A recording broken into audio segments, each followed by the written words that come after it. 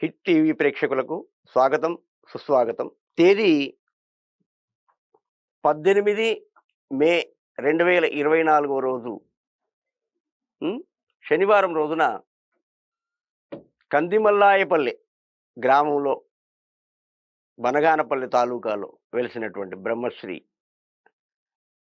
శ్రీ శ్రీ శ్రీ పోతులూరు వీరబ్రహ్మేంద్ర స్వామి వారి జయంతి ఉంది. స్వామివారి గురించి, వారి జననం గురించి ఒక 4 మాటలు ఆధ్యాత్మికంగా చెప్పుకుందాం. స్వామివారు ఒక రకంగా చెప్పాలంటే ఆయన జననం గురించి చెప్తూ వారి యొక్క గొప్పతనాన్ని కూడా మనం 4 మాటల్లో మాట్లాడుకుందాం, విందాం. అయితే ఈ యొక్క పరిపూర్ణయాచారి, ప్రకృతాంబ అనేటువంటి దంపతులకు సంతానం ఉండదు. అలాగే వీరభోజయాచార్యులు, వీర పాపమాంబ అని వేరే దంపతులు. వారిది నందికొండ. అయితే ఈ ప్రకృతాంబ, పరిపూర్ణయాచార్య దంపతులు సంతానం కోసమై అనేక క్షేత్రాలు, తీర్థయాత్రలు చేస్తూ ఉంటారు. కానీ ఎలాంటి ఫలితము లభించదు. చివరికి కాశీ పట్టణం వెళ్ళి కాశీలో అన్ని క్షేత్రాలు దర్శించుకుని ఆ యొక్క కాశీ విశ్వేశ్వరుణ్ణి హృదయపూర్వకంగా 9 రోజులు ప్రార్థిస్తారు. ఆ మరునాడు కాక ఆ మరునాడు అంటే 11వ రోజు ఆమె స్వప్నంలో శివుడు సాక్షాత్కారమయ్యి, అమ్మా, నీ గర్భంలో నేను ఒక అవతార పురుషునిగా జన్మిస్తూ ఉన్నాను. లోకాన్ని ఉద్ధరించవలసినటువంటి అవసరం ఉన్నది. భవిష్యత్తులో జరిగేటువంటి కార్యక్రమాలు ముందుగానే నేను చెప్పాలని అనుకుంటున్నాను అని ఆ తల్లికి ఎలా జరిగిందంటే ఎంత ఆశ్చర్యం చూడండి. వారు నిద్రించినటువంటి గదిలో మొట్టమొదట ఒక కాంతి వలయం ఏర్పడింది. వాస్తవానికి ఆ గదిలో దాదాపు ఎంత చిమ్మ చీకటంటే చిన్న చిరుదీపం ఉందండి. ఆ చిరుదీపములో ముందు ఒక బండి చక్రం అంత పెద్దగా ఒక కాంతి, ఆ కాంతికి ఈమె కళ్ళు పనిచేయలేదు ఫస్ట్ మొట్టమొదట. అంటే అంత కాంతి ఒకేసారి కనబడేసరికి. అంటే ఆమె సామాన్యమైన మానవ కాంత కాదు కాబట్టి ఆమె భరించగలిగింది ఆ శక్తిని. ఒకవేళ సామాన్యులమైతే మనకు కళ్ళు పోయే అవకాశం ఉంది. అంత గొప్ప పవర్. ఎందుకంటే మామూలు పవర్ కాదు కదా! అంటే అటువంటి తల్లిదండ్రులనే ఎన్నుకుంటారు మహాత్ములు జన్మించే ముందు. మనం కూడా ఎక్కడైనా కాసేపు కూర్చోవాలంటేనే మనం ఒక మంచి స్థలాన్ని ఎన్నుకుంటామే. అలాంటిది ఒక గర్భంలో జన్మించాలంటే మొట్టమొదటి గర్భాన్ని ఎన్నుకుంటారు మహాత్ములు. అలా ఈ పరిపూర్ణయ ప్రకృతాంబ అనేటువంటి ఆమెకు ఆ యొక్క బండి చక్రంలా కనిపించిందే, అది మెల్లగా చిన్న చిన్నగా అవుతూ దగ్గరికొచ్చేసి తనలో లయమైపోయింది. తద్వారా ఆమె గర్భవతి అయింది. కానీ ఆ స్వప్నంలో కనిపించినప్పుడు ఒక మాట చెప్పాడు. నేను జన్మించగానే ఉత్తర క్షణమే నీ భర్త మరణిస్తాడు అని చెప్పేసరికి ఒక రకంగా సంతానం కలుగుతుంది అనేటువంటి సంతోషము ఉంది. భర్త చనిపోతాడు అనేటువంటి బాధ కూడా ఉంది ఈ ప్రకృతాంబకు. బాగా విచారంలో ఉంటే ఆయన అడిగాడు, "ఏంటమ్మా, ఎందుకు విచారంగా ఉన్నావంటే?" "లేదండి, ఇలా స్వప్నంలో స్వామి ఇలా కనిపించి ఇలా చెప్పాడంటే." "పిచ్చిదానా, పుట్టినవారు గిట్టక మానరు. మళ్ళీ గిట్టినవారు పుట్టక మానరు.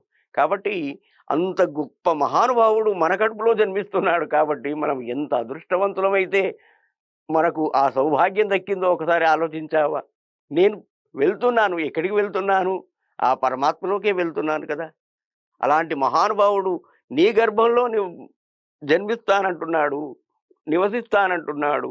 నువ్వెంత పుణ్యాత్మురాలివో అని ఆ భార్యకు నమస్కరించాడు భర్త. అలా 9 మాసాలు గడిచిపోయాయి. కొంత ప్రయాణం చేస్తూ ఉన్నారు.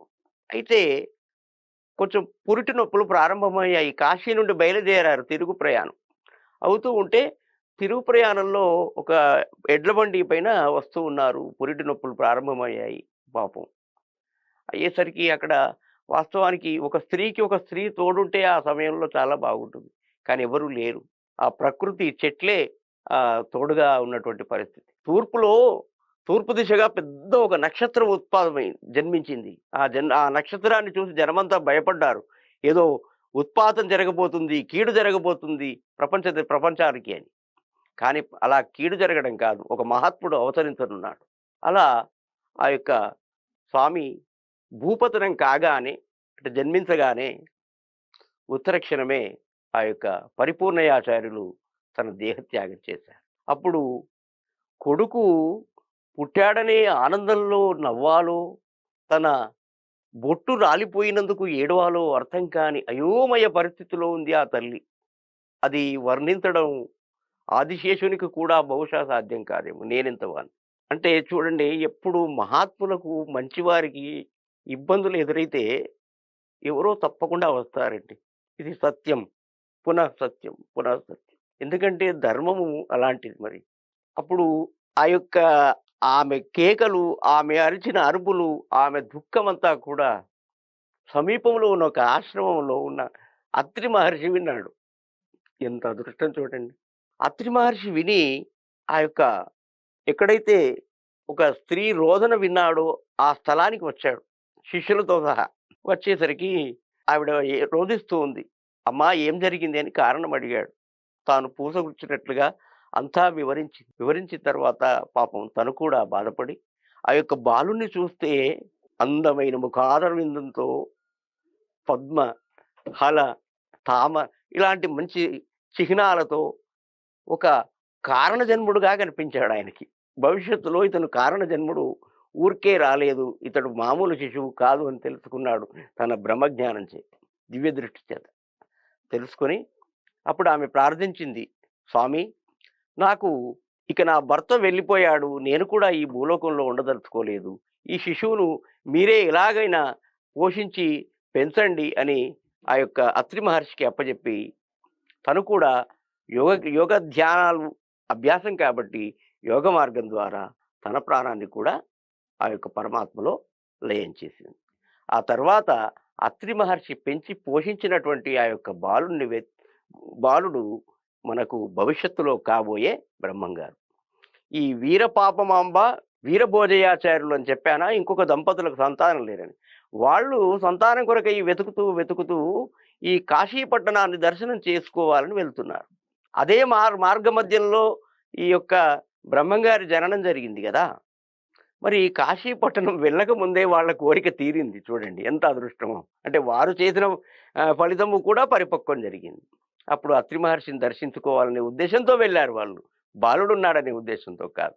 అప్పుడు అత్రి మహర్షి ఏం చెప్పాడు, నాయన మీరు దేనికోసం వెళ్తున్నారు అంటే, అయ్యా మాకు సంతానం లేదండి, అన్ని క్షేత్రాలు దర్శించుకున్నాము, ఒక కాశీ క్షేత్రాన్ని దర్శించుకుంటే ఇక అన్ని క్షేత్రాలు దర్శించుకున్నట్లే అని అక్కడికి వెళ్తున్నామండి, మాకు పుత్ర సంతానం లేదు అన్న. అయ్యా, ఇలా నా వద్ద ఒక బాలుడున్నాడు, పాపం వాళ్ళ తల్లి తండ్రి ఇద్దరూ కూడా ఆ పరమాత్మలో లయం చెందారు, ఈ బాలుని మీరు దత్తత తీసుకుంటే పెంచుకుంటే బాగుంటుంది అన్నారు. అయ్యో, అంతకంటే మహాభాగ్యమా స్వామి, తమలాంటి అత్యుత్తమ మహర్షి ఒక మాకు సంతానం ప్రసాదిస్తున్నారంటే ఇంతకంటే ఇంకా ఏం కావాలని వారు ఆనంద బాష్పాలు రాలుతూ ఆనందంగా వారి యొక్క పాదాలకు నమస్కరించి ఆ బాలుణ్ణి తీసుకొని, అంటే కాశీకి చేరకముందే ఆ శివుడు వారి కోరికను నెరవేర్చాడు చూడండి. అప్పుడు వాళ్ళు ఆ యొక్క అత్రి మహర్షి యొక్క సలహా మేరకు కాశీకి వెళ్ళి కాశీలో ఆ యొక్క విశ్వేశ్వరుని దర్శించుకొని ఈ యొక్క మళ్ళీ తిరిగి వారి గ్రామానికి చేరుకున్నారు, నందికొండకు. ఆ తర్వాత ఇక స్వామి పెరిగి పెద్దవాడై, ముఖ్యంగా స్వామి గురించి చెప్పాలంటే చాలా ఉంది, సమయం సరిపోదు. స్వామి ఒక సంఘ సంస్కర్త. హింస చెయ్యకూడదు అని చెప్పాడు. కందిమల్లేపల్లి గ్రామంలో మేకలను బలిస్తూ ఉంటే వద్దండి అన్నాడు. వద్దండి అంటే వాళ్ళు వినలేదు. అప్పుడు ఈ జనాలకి ఏదో ఒకటి చూపించాలి, చూపిస్తే నమ్ముతారు, లేకపోతే నమ్మరు. పోచమ్మ తల్లి, పోలేరు తల్లిని, అమ్మా ఈ కాపు గారికి, పెద్ద కాపు గారికి నిప్పుతాయి అమ్మా అన్నాడు. ఎవరైనా పిలిస్తే వస్తుందా? రాదు. బ్రహ్మంగారు పిలిచాడు, వచ్చేసింది అమ్మ. అందరూ భయపడిపోయారు. ఈయన మహానుభావుడు, ఊరికే సామాన్యుడు కాదు అని తేలిపోయింది. ఒకే రాత్రిలో బావిని తవ్వుకున్నాడు, వేరే వారు నీళ్ళు ఇవ్వకపోతే. అలాంటి కారణజన్ముడు, యోగా నిష్ఠాగరిష్ఠుడు, సంసారంలో ఉండి పిల్లలను కంటూ వారిని పోషిస్తూ వారిని సంరక్షిస్తూ శిష్యులను, ఎలాంటి శిష్యులను, ఒకరు వేరు జాతులకు చెందిన శిష్యులను చేర్చుకున్నాడు. ఎందుకు? ఈ యొక్క కులము మతం అనేటువంటి కుమ్ములాటల నుండి దూరంగా ఉండండి, నిజమైన పరమాత్మను తెలుసుకోండి, నిజమైన పరమాత్మ ఒక్కడే, మీరు ఈ కులాలుగా విడిపోకండి, మతాలుగా మారిపోయి మీరు విడిపోకండి, అందరూ కలిసి ఉండండి అని చి చిన్న కులము, పెద్ద కులము అని తేడా లేకుండా రెడ్ల నుంచి ఆహ్, పంచమ జాతి వారిని కూడా ఇటు కక్కయ్యను, సిద్దప్పను, బ్రహ్మానందరెడ్డి, అచ్చమాంబ వీళ్ళందరినీ అంటే అన్ని కులాల వారిని తన శిష్యులుగా చేసుకొని ఒక సంఘ సంస్కర్త అనిపించుకున్నాడు. హింసను ఆపి ఒక మానవతావాది అనిపించుకున్నాడు. యువకులకు బుద్ధి చెప్పి ఒక శవం ద్వారా బుద్ధి చెప్పి యువకులు ఊరికే ఉండకూడదు. యువకులు ఊరికే ఉంటే ఆ దేశం నాశనమైతుంది. యువకులు ఏదైనా పని చేసుకోవాలి అని చెప్పాడు. కాబట్టి అనేకమైన సందేశాలిచ్చి ప్రపంచంలో ఇద్దరే కాలజ్ఞానం చెప్పినవారు. ఒకరు నోస్ట్రడామస్, రెండవది పోతులూరి వీరబ్రహ్మేంద్ర స్వామి. వారు చెప్పినవి దాదాపుగా ఏదైనా ఎక్కడైనా ఒక వింత జరగగానే బ్రహ్మంగారు చెప్పినట్లే జరుగుతుంది అని అనగా మనం చాలాసార్లు వింటూ ఉంటాం. మరి అలాంటి మహనీయుని యొక్క జయంతిని మనము ఈ యొక్క శనివారం రోజు వస్తుందండి. 18వ తారీఖు మే నెల రోజు తప్పకుండా ప్రతి ఇంట్లో దర్శించుకుందాం. ఇంట్లో వీలు కాని వారు వారి పట్టణాల్లో గాని, వారి గ్రామాల్లో గాని ఆలయం ఉంటే ఆలయానికి వెళ్ళి కులమత మళ్ళీ వాళ్ళేదో విశ్వకర్మల దేవుడు అని అలా భావించకండి. ఆయన జగత్తు కోసం అవతరించినటువంటి మహానుభావుడు. ఆయన మనము పక్క రాష్ట్రంలో ఇక నేనంటే మళ్ళది మతం అవుతుందేమో కానీ, షిరిడి సాయిబాబా కంటే చాలా పెద్దవాడు, చాలా గొప్పవాడు. కానీ ఆయన ఫేమస్ కాలేదు. ఇక్కడ ఫేమస్ అయింది. అదేంటో నాకు అర్థం కాలేదు. ఇట్లా బ్రహ్మంగారు ఎంత గొప్పవాడంటే అది ఆయన గురించి చెప్పడానికి నేను ఇంతకుముందు చెప్పినట్లు ఒక 24 గంటల సమయం సరిపోదు. కాస్త ఆలోచించి చూడండి. వారి గొప్పతనాన్ని అర్థం చేసుకుంటారని ప్రేక్షక మహాశయులకు విన్నవిస్తూ, వారంతా ప్రేక్షకులంతా ఆ బ్రహ్మంగారి ఆశీర్వాదంతో సుఖ సంతోషాలతో ఉండాలని మనస్ఫూర్తిగా కోరుకుంటూ సెలవు తీసుకుంటున్నాను. స్వస్తి.